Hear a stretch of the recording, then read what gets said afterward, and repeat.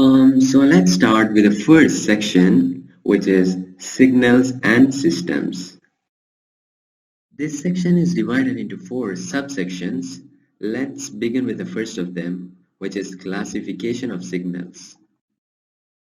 Our first class of signals are continuous time signals, which I'll abbreviate to CT signals, and discrete time signals or DT signals. Well, continuous time signals are defined for continuous values of t, and while discrete time signals are defined only for values of n which are integers. CT signals are denoted by x of t, as you can see, and DT signals are denoted as x of n with square brackets. Our second class of signals are digital and analog signals. Digital signals are those signals which take only finite number of distinct values. For example, this example, what you see on your left, can take only this and this value for any value of t, while an analog signal can take different values for a continuous values of t. The third class of signals we are all familiar with, even and odd signals. Even signals are defined as x of minus t is equal to x of t. If a signal satisfies this condition, we call that it is an even signal. And a popular example for an even signal is x of t is equal to cos t. And we know a cos function is symmetric with respect to the y-axis. Whereas an odd signal is defined as x of minus t is equal to minus x of t, and we know that it is symmetric with respect to the origin. And a popular example is x of t is equal to sine t, which is symmetric with respect to the origin. Any signal can be written as the sum of even and odd signals. In continuous time, the even part of the signal is written or defined as x of t plus x of minus t whole divided by 2, and the odd part of the signal is defined as x of t minus x of minus t whole divided by 2. And when we add the even part and the odd part of the signal, we get back the original signal, x of t. Let's take an example, x of t, as you can see on the slide. Finding the even part, you get a signal like this, and finding the odd part, we get a signal like this. And when we add the even and the odd part of the signal, we get back the original signal, x of t. If a signal satisfies the condition x of t is equal to the conjugate of x of minus t, we say that the signal is conjugate symmetric. And we find that the real part of x of t is even and the imaginary part is odd. And as a proof, you could take x of t as a plus jb and continue applying the condition. Since we don't discuss proofs here, we don't proceed with the proof. If a signal satisfies the condition x of t is equal to negative of the conjugate of x of minus t, we say that the signal is conjugate antisymmetric. Well, we are well aware of periodic and aperiodic signals. Periodic signals repeat itself. Aperiodic signals are signals which are not periodic. And we need to note that periodic signals are everlasting signals. Well, one thing we need to note about periodic continuous time signals is we define omega as 2 pi by t naught, where t naught is the fundamental period of the continuous time signal. And we express it in radians per second. Well, in case of discrete time, we have another omega. We define it as 2 pi by capital N, where capital N is the fundamental period, which is an integer. And another thing about periodic signals is that if we know the signal for just a period, we could find the whole signal because it is the same signal itself repeated infinite times. Our next class of signals is classified based on whether the signal exists or does not exist. It is classified into causal, non-causal, and anti-causal signals. Well, causal signals has zero value for negative t, A non-causal signal have a non-zero values for negative t, and anti-causal signals have zero value for positive t, which seems a little weird in the first sight because we are used to signals be positive t. These are just two interesting points I could find for you to think about with the help of the graph below. An everlasting signal is always non-causal. A non-causal signal is not always everlasting. Now we come to the concept of power and energy. Think about a simple electric circuit. We found the power dissipated in the circuit and was given by the expression V squared by R. Note that we have a squared term in the power expression, and similarly we found the energy by integrating the power with respect to time, and here also we have a squared term and we integrate with respect to time. In a similar way, we define energy of a signal, which is a defined quantity. We define it as the integral expression shown here in continuous time and by the summation expression shown here in discrete time. Now we have two kinds of signals, energy signals and power signals. Energy signals are those signals with finite energy and zero average power. It is evident from this equation. O, we have infinite energy and infinite power, which indicates the energy and power of the signal from t tending to minus infinity to plus infinity. And as this t is tending to infinity, and we have infinity, E infinity as constant, this limit tends to 0 and we have the average power as 0. An example for an energy signal would be this. While a power signal has finite average power and infinite energy. An interesting example is the sine curve or the cosine curve. The E infinity value for a sine curve would be infinite as we integrate it from minus infinity to plus infinity, while the power term would be a finite value.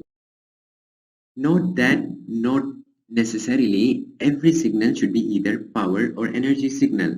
For example, this signal, the energy of this signal is not finite, hence not an energy signal. The power of this signal is not finite, hence not a power signal. So this is a signal which is neither power nor energy signal.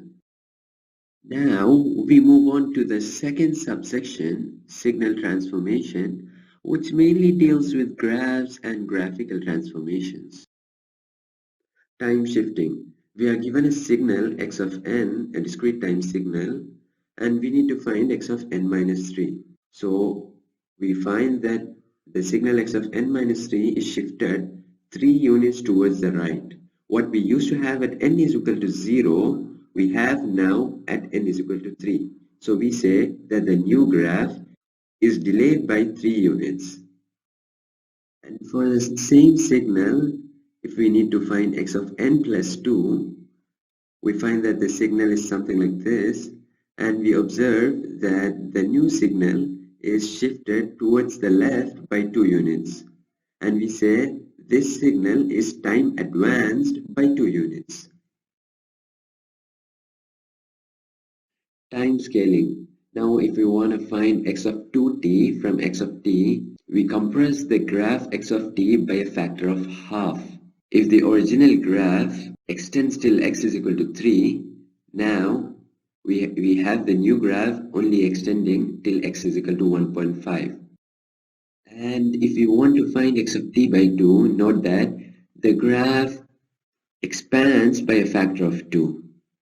So initially we have the graph, the original graph extending till t is equal to 3, and now the new graph we have extending till t is equal to 6. Time reversal is just flipping the graph above the y-axis. So x of 1 becomes x of minus 1 and x of minus 1 becomes x of 1. So the signal and the time reversed signal are reflections about the y-axis. Our next subsection, elementary signals, has few but important examples of signals. Exponential signals form a very important class of signals and is the basis for the third and fourth sections of the presentation, Fourier series and Fourier transform. S is called the complex frequency and is given by sigma plus j omega. So e power st becomes e power sigma plus j omega times t, which finally comes to e power sigma t times cos omega t plus j sin omega t. Depending upon the values of sigma and omega, various signals can be found from the above general equation. Our first class of signals is if omega is equal to 0, sigma equals s. So our signal a times e power st becomes a times e power sigma t, where a is a constant. So in this s plane, where on the y-axis we have the j omega value, and on the x-axis we have the sigma value. As omega is equal to 0, we have only the sigma values and it lies on the x-axis. And the signal looks something like this. If sigma is greater than 0, it is an increasing function, e power sigma t, and if sigma is less than 0, it is a decreasing function. Our second case is if sigma equals 0, s equals j omega. So our signal a times e power st becomes equal to a times e power j omega t, where a is a complex constant. So in the s-plane, we can represent this signal on the y-axis or the j omega axis. Our third case is when sigma and omega have values that are non-zero. So our signal becomes equal to this expression. And on the s-plane, we have points not on the x or y-axis, but in between, representing the signal. It could either be sigma less than 0, which represents a decaying sinusoidal signal, or sigma greater than 0, which represents a growing sinusoidal signal. So far, we have dealt only with signals which are smooth and have no abrupt changes. Now, we'll look at signals which changes suddenly. First of such functions is the unit step function denoted by u of t. And it is defined as 1 for non-negative t and 0 for negative t. So we have an abrupt change at t is equal to 0, where the signal value has the value of 1. An interesting fact about the unit step function is that if a function, for example, if this function is multiplied by a unit step function, the values of the whole function disappears for t less than 0 and exists only for values of t greater than 0. Our next abrupt changing function is the unit impulse function or the delta function. It is defined as 0 for t not equal to 0, and this integral is satisfied. But at t is equal to 0, it tends to infinity, and it is represented by an arrow tending to infinity at a point where it tends to infinity. But in discrete time, the delta function is defined as 1 for n is equal to 0 and 0 for all other values of n which are integers. If an impulse function is multiplied by another function, the whole function is defined only for the values where the impulse function is defined. For example, in this example, the impulse function exists only for t equals capital T. And hence we get the equation phi of capital T times delta of t minus t. And similarly in integration, we get phi of 0 because the delta function only exists for t equals 0, and we know that this integral equals 0 from the definition of the unit impulse function. Our next function is the unit ramp function, which is represented as r of t, and the ramp of t is defined as t for t greater than 0 and 0 for t less than 0. So we know that the slope of this line is going to be 1, and it is not defined, the value is 0 for negative t. We look at the relationship between the last three functions we have discussed. So this is the unit step function, this is the ramp function, and this is the delta function. So the derivative of the unit step function equals the delta function, and the derivative of the ramp function equals the unit step function. Again, u dash of t equals delta of t, and r dash of t equals u of t. Now we come to the last subsection of this section, which is system properties. If the input signal and the output signal are continuous, we say that the system is continuous time system. And if the input signal and the output signal are discrete time signals, the system is said to be discrete time system. If a system has an output signal which is dependent on the past or future values of the input, we say that the system has memory. For example, this system, the output value depends on n-1, which is a past value of the input. So this system has memory.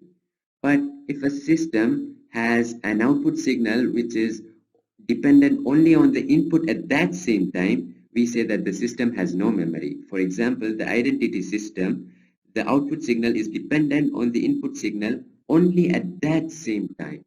Here we have an input signal x of n and an output signal y of n and a system.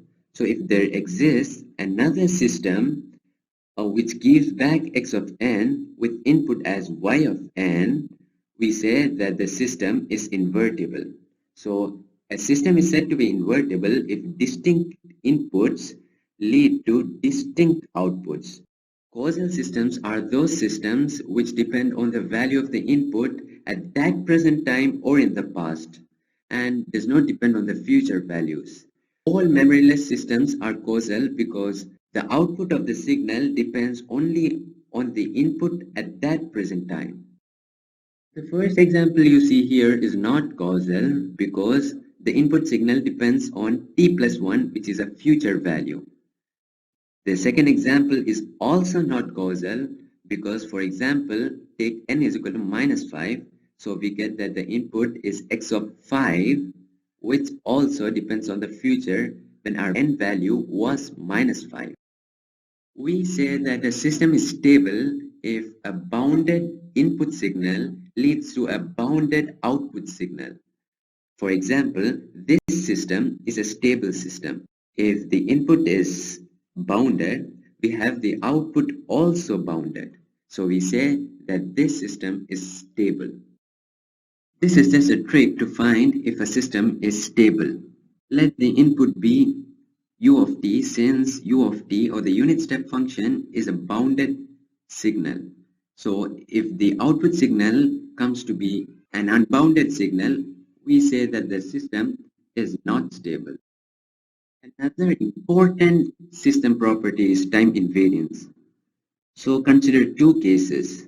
First, we have an input signal x of t, we pass it through the system and get the output signal y of t, and then delay the output signal by capital T seconds, and we get y of t minus capital T. In the second case, we delay the input signal by capital T seconds and then pass it through the system to get the output signal y of t minus capital T. If the output signal in both these cases are same, we say that the system S is time invariant.